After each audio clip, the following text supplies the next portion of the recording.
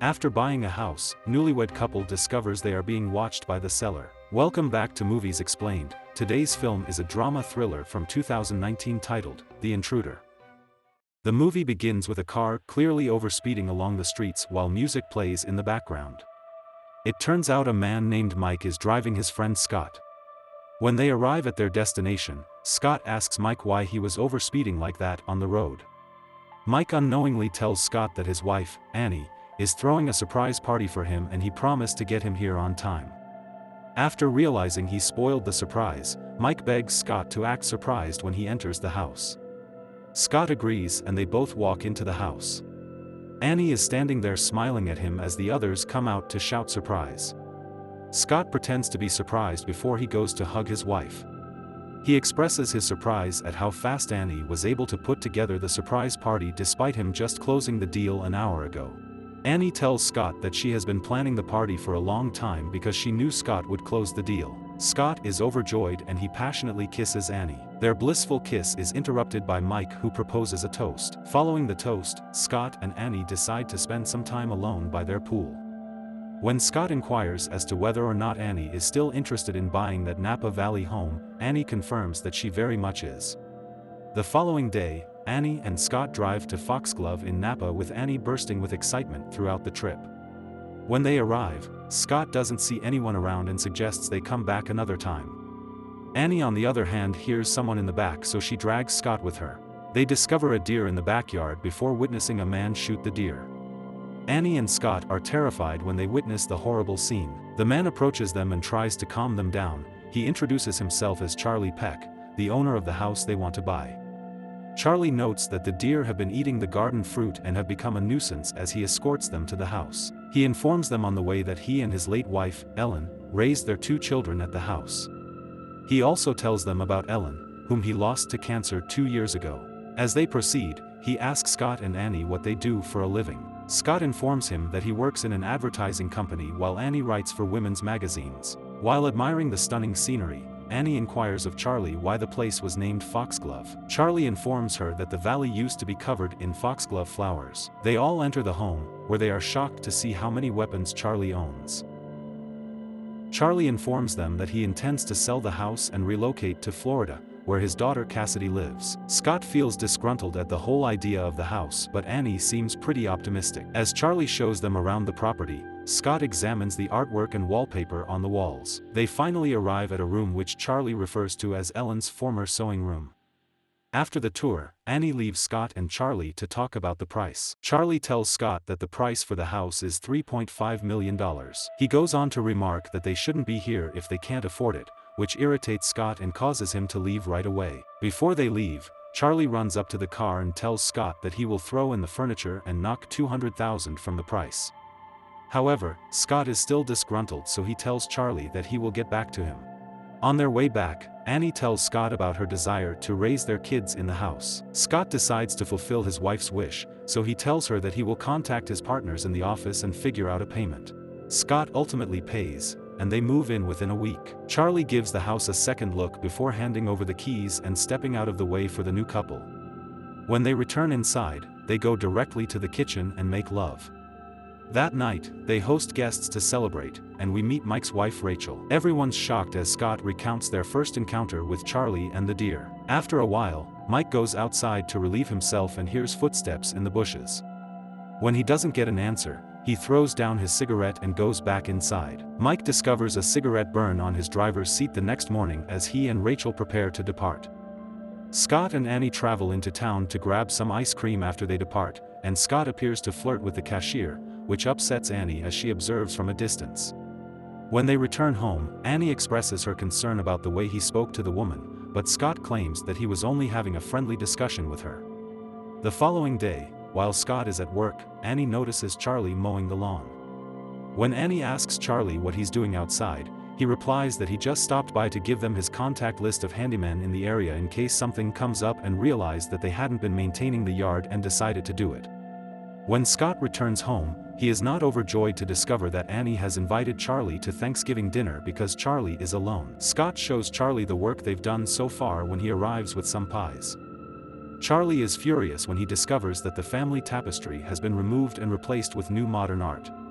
He is enraged about the changes, but he keeps it to himself. Mike and Rachel arrive for Thanksgiving dinner, and it is evident that Mike and Charlie are at odds with one another. As soon as Mike sees the house, he starts talking about knocking down walls and getting rid of all the original features, while Charlie tries to convince him otherwise. Later, as Mike goes outside to smoke, Charlie follows. Mike attempts to strike up a casual conversation, but he quickly turns it into a grilling session, questioning Charlie on whether he has completely let go of the place. After Charlie leaves, Mike tells Scott of his assumption that Charlie is watching them from the woods. Mike then challenges Scott to a bet that they will discover evidence of Charlie there right now, prompting them to go outside and look. Following a trail for some time, they eventually arrive at a road where a car is parked. When they shine their lights on it, the driver starts the car and drives off. The following day, Scott hires a security specialist to place cameras on his property. As this is going on, Charlie shows up and wants Scott to stop putting holes on his house. Scott reminds Charlie that this is no longer his property, telling him about the car from the night before. Charlie attempts to persuade Scott that they were probably high school kids hanging in the woods, but Scott assures him that he will do whatever it takes to protect Annie. Charlie suggests he buy a gun, which triggers Scott as he tells Charlie about his brother being murdered in a shooting when he was a child, and informs Charlie that guns are not permitted on his property before sending him on his way. That night, kids set off the motion sensors, and Scott rushes out with a baseball bat, only to return inside when he realizes it was just kids, and doesn't notice Charlie standing among the trees. Scott and Annie later return home with a Christmas tree and spot Charlie in the shed with a rifle. Scott confronts him about having a gun on his property and tells him to stop showing up without first calling. Charlie shows them the Christmas lights and offers to help, but Scott declines and wants him to go. Charlie returns with a bottle of wine a few days later while Annie is decorating and wants to make amends. He apologizes and tries to explain that he tried to call Scott but his inbox was full. Meanwhile, Scott's boss invites him to join her and the team for drinks following work. After hanging the Christmas lights, Annie asks Charlie if he wants to stay and help her prepare dinner. After a while, Annie receives a text from Scott informing her that he will be late due to work. When she calls Scott, she hears the music in the background and Scott informs her that he's having drinks with clients. Annie is upset because the last time he sent a text message rather than calling, he was out with another woman. Scott's boss follows him outside as he finishes his call with Annie, and as he informs her that he must leave, she unexpectedly kisses him, but Scott resists and heads home. Later, they are awakened by sounds downstairs and go down to investigate. After determining that it was a false alarm, they apologize to each other for earlier and begin to make love in front of the fireplace as Charlie watches. When a neighbor informs Scott that Charlie's wife didn't die of cancer, she committed suicide with one of Charlie's firearms and Charlie was the main suspect. The next morning, Scott is out running when he is hit from behind by a truck and taken to the hospital. While in the hospital, Charlie visits Annie with pizza, telling her that he heard about Scott's accident and Annie invites him in to have dinner. Mike discovers that Charlie had become indebted and was facing legal issues, forcing him to sell the house to Scott and Annie. Hearing this, Scott wants Mike to stop by the house on his way home and check on Annie. When Mike goes to check on her, he is confronted by Charlie, who tells him that he has a chance to reclaim what he has lost and that he must get rid of Scott, as he axes Mike to death.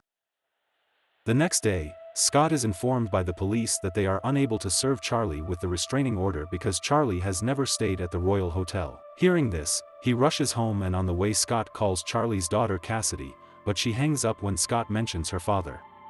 When Annie returns from the grocery store, she is horrified to see Charlie inside the house. While Annie listens in horror, he starts to confess his feelings for her. She tells him she's not feeling well and needs to lie down, and as he walks away, she immediately locks the door. Annie hears a door squeak, and when she goes upstairs, she discovers a hidden entrance behind the linen closet that leads to Charlie's underground cellar, where he has been living since the house was sold. Meanwhile, Scott is heading home when he receives a call from Cassidy, who informs him that Charlie is a compulsive liar who murdered her mother and made it look like a suicide after she threatened divorce. Annie walks through the cellar and finds an exit into the shed. When she sticks her head out, Charlie notices that Annie has discovered his cellar and chases her down. He drags her upstairs after knocking her out and starts forcing himself on her. As Scott returns home, Charlie ambushes him and throws him off the second floor. Charlie begins strangling Annie, but Scott intervenes and starts to fight. Scott is nearly overcome by Charlie before Annie stabs Charlie in the back as the two men struggle. Charlie staggers to the cellar, where he discovers a shotgun and searches the house for Scott and Annie, who are hiding behind the bedroom door. As Charlie enters the room, Scott strikes him in the head with a baseball bat and seizes the weapon. Charlie lays bleeding on the floor, taunting Scott that he would never have the courage to pull the trigger. Annie dials 911 and tells the operator that her husband has just shot an intruder while they are standing over Charlie. With a fierce determination, Scott glares down at Charlie and tells him to go to hell as he pulls the trigger. Thanks for watching, like and subscribe for more videos.